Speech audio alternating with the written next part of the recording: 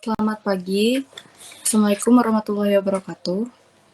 Sebelumnya terima kasih kepada Bapak Ade Mubarok MKom MM selaku dosen pengampu mata kuliah Hubungan Industrial. Kepada saya juga ucapkan terima kasih kepada teman-teman yang telah hadir pada hari ini.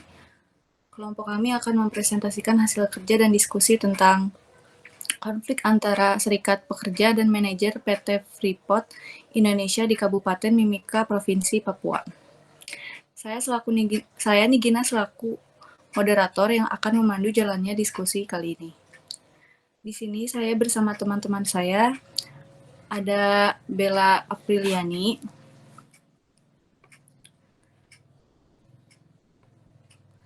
Hilman Mugis Alwapiri, Inanda Jihan Amartia, dan Rida Nurhanifah. Baik, langsung saja kepada pembahasan pertama yang akan disampaikan oleh Bella Apriliani.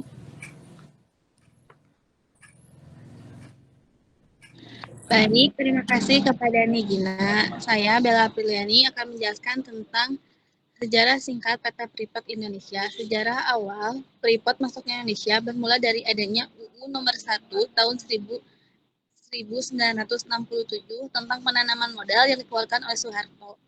Pada bulan April, berbekal UU yang baru disahkan tersebut, Freeport berhasil masuk ke Indonesia. Penandatangan kontrak karya selama 30 tahun antara pemerintah Indonesia dengan Freeport menjadi awal dari sejarah panjang Freeport di Indonesia. Ketika Freeport menemukan cadangan baru di pegunungan Dasberg, Freeport mengupayakan untuk membuat kontrak baru dengan istilah kontrak karya 2. Di tahun 1991, Freeport dan pemerintah Indonesia hingga tahun Indonesia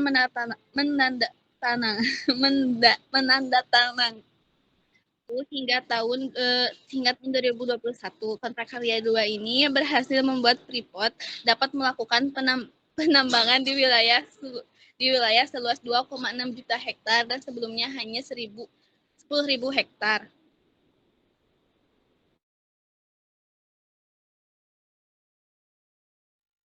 Lalu di sini ada kegiatan usaha perusahaan. Sebagai perusahaan yang bergerak di bidang pertambangan mineral, kegiatan operasi penambangan PT Freeport Indonesia berada di bawah pengawasan dan pembinaan Departemen Energi dan Sumber Daya Mineral.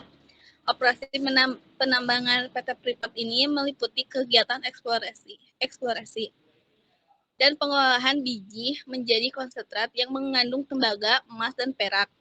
Produk tembaga yang berasal dari kompleks penambangan PT Freeport Indonesia di Papua juga produk tembaga dari pabrik peleburan di Gersik yang 25% sahamnya dimiliki oleh PT Freeport Indonesia. Merupakan bahan yang sangat penting bagi industri komunikasi, transportasi, elektronika, dan industri lainnya yang menjadi andalan dunia.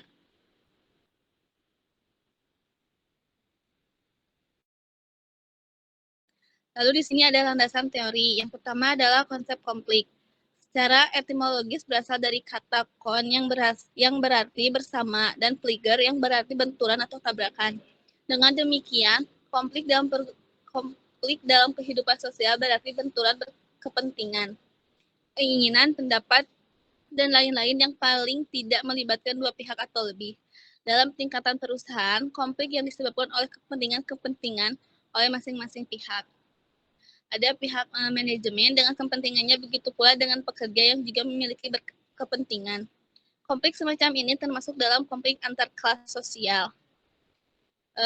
Karl Marx menyatakan konflik yang terjadi antar kelas sosial biasanya berupa konflik yang bersifat vertikal, yaitu konflik antara kelas sosial atas dan kelas sosial bawah. Namun ada juga konflik yang horizontal. Terima kasih, saya kembalikan kepada moderator.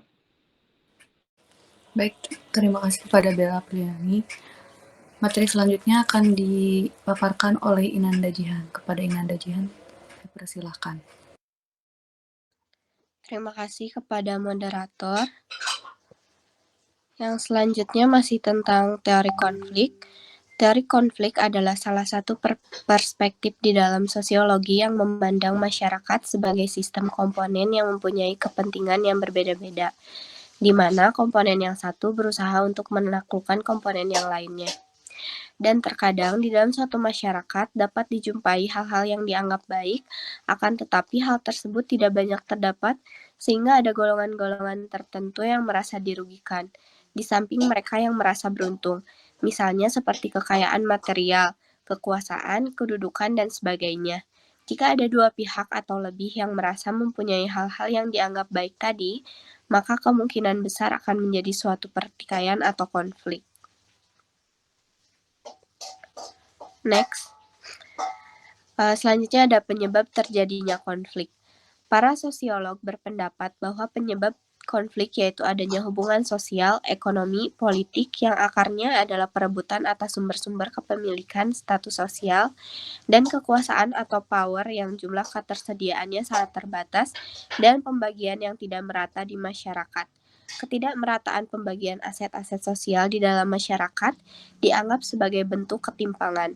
Ketimpangan pembagian ini menimbulkan pihak-pihak tertentu berjuang untuk mendapatkannya atau menambah kepemilikan aset yang relatif sedikit atau kecil. Sementara pihak yang telah mendapatkan pembagian aset sosial tersebut berusaha untuk mempertahankannya, bisa juga untuk menambahinya. Yang menjadi penyebab konflik di antara perusahaan PT Freeport, yakni antara serikat pekerja dan pihak manajemen. Menurut salah satu informan atau karyawan yang tergabung di dalam serikat pekerja, ia menjelaskan bahwa masalah ini dipicu dari adanya upaya pembangunan serikat pekerja dan dalih efisiensi dan mungkin dari tempat kerja. Namun, dalih tersebut ditepis oleh Aliansi Serikat Pekerja yang menyatakan bahwa istilah mangkir dari tempat kerja yang diberikan oleh pihak manajemen kepada karyawan yang mogok adalah upaya manipulasi data kepada pihak media dan sejumlah pers untuk menutupi pelanggaran-pelanggaran atau hak-hak buruh yang dilakukan pihak manajemen terhadap pekerja. Next.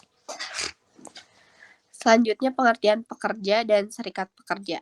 Pekerja atau tenaga kerja pada dasarnya adalah manusia yang menggunakan tenaga dan kemampuan untuk mendapatkan balasan berupa pendapatan baik berupa uang maupun bentuk lainnya kepada pemberi kerja atau pengusaha atau majikan. Dalam kehidupannya, seorang pekerja memerlukan pekerjaan dan timbal balik yang positif. Pekerja merupakan mitra kerja pengusaha yang sangat penting dalam proses produksi dalam rangka meningkatkan kredibilitas perusahaan dan dengan hasil menjamin keberlangsungan perusahaan dan meningkatkan kesejahteraan masyarakat pada umumnya. Sedangkan serikat pekerja, menurut pasal 1 ayat 1 Undang-Undang Nomor 21 Tahun 2000, serikat pekerja adalah organisasi yang dibentuk dari, oleh, dan untuk pekerja, baik di perusahaan maupun di luar perusahaan, yang bersifat bebas, terbuka, mandiri, dan demokratis. Tanggung jawab guna memperjuangkan, membela, serta melindungi hak dan kepentingan pekerja atau buruh, serta meningkatkan kesejahteraan pekerja dan keluarganya. Terima kasih, dikembalikan ke moderator. Baik, terima kasih Inanda Jihan. Pemaparan materi selanjutnya akan dipaparkan oleh Rida. Kepada Rida, dipersilakan.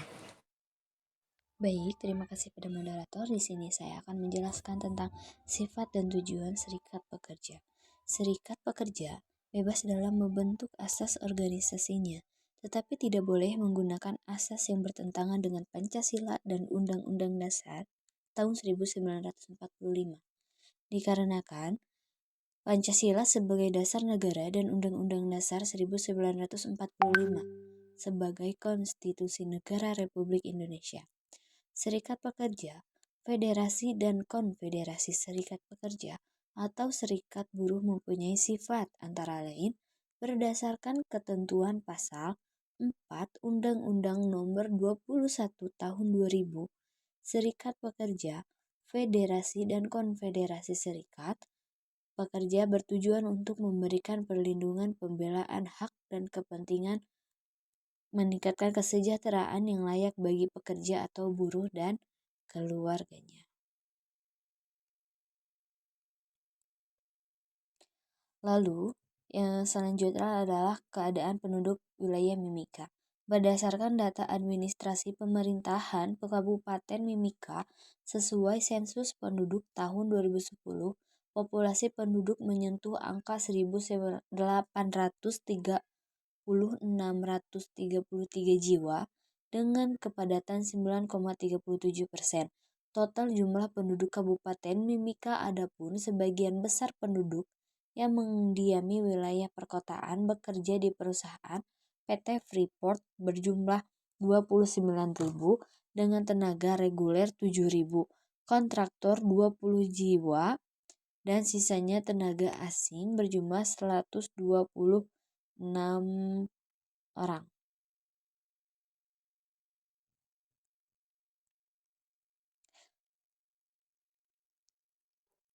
Lalu selanjutnya ada pembahasan terjadinya konflik antara serikat pekerja dan pihak manajemen atau manajer.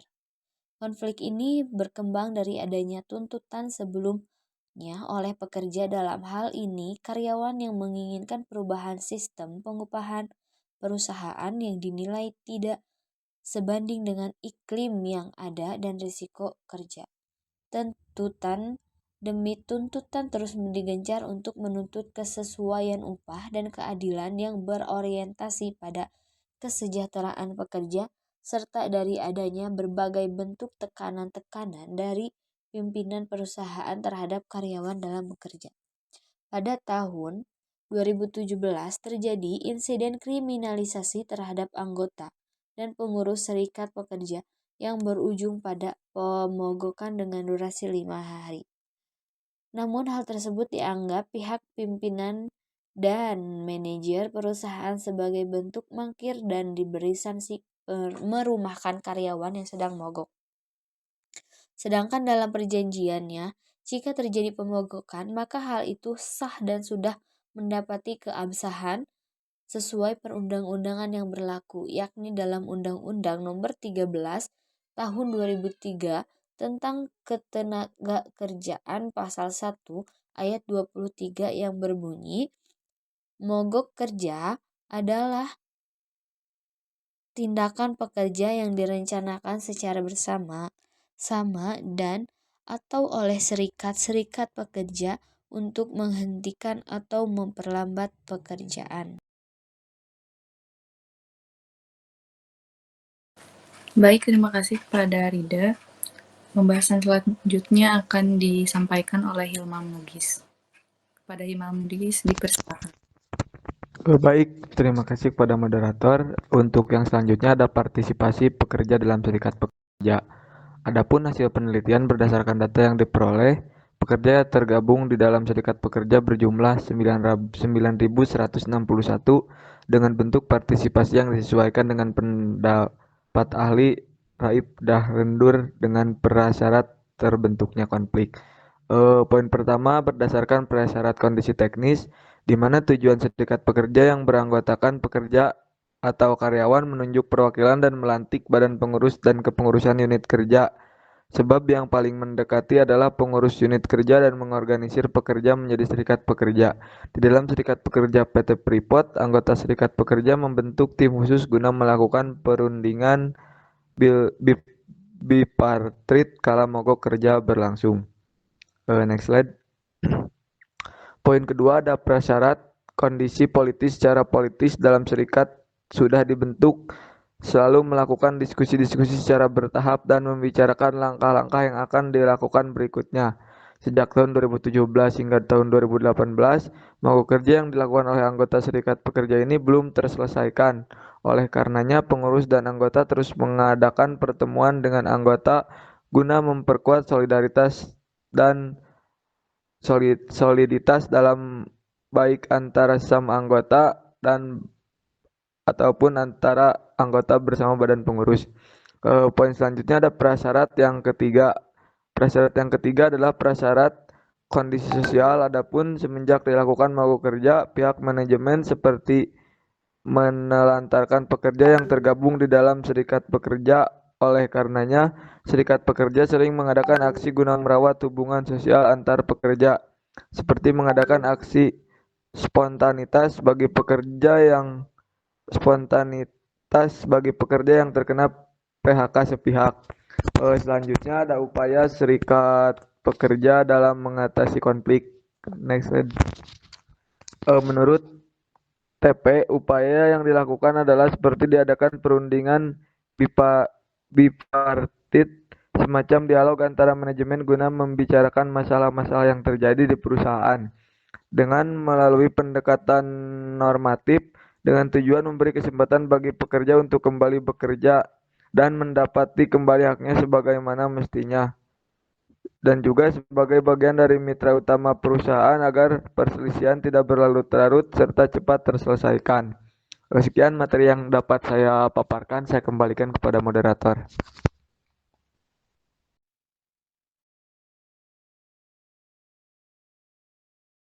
Baik, dari pemaparan materi yang telah disampaikan oleh teman-teman saya dapat disimpulkan secara keseluruhan konflik yang terjadi membawa perubahan dalam proses bermitra baik dari perusahaan, karyawan, dan manajemen atau manajer. Secara internal, perubahan terlihat dari banyaknya tuntutan yang sudah dipenuhi atas dasar kesepakatan bersama dan konsensus dari pihak terkait, yakni antara serikat pekerja dan manajer, di mana semua biaya terkait pesangon, asuransi, kesehatan, dan jaminan kesehatan melalui BPJS akan segera dipenuhi. Dan secara eksternal, dalam skala nasional, langkah-langkah yang diambil dalam proses pencapaian mufakat dan kesepakatan bersama menunjukkan bahwa konflik yang terjadi dapat minimalisir dengan pendekatan-pendekatan normatif dan bersifat manusiawi, tanpa perlu adanya tindakan kekerasan, dan secara signifikan kesepakatan itu berlaku bagi mereka yang terkena pemutusan hubungan kerja dan dirumahkan. Baik, mungkin sekian pemaparan materi kelompok kami. Maaf apabila masih ada kekurangan dalam materi penyampaian dan tampilan PowerPoint. Assalamualaikum warahmatullahi wabarakatuh.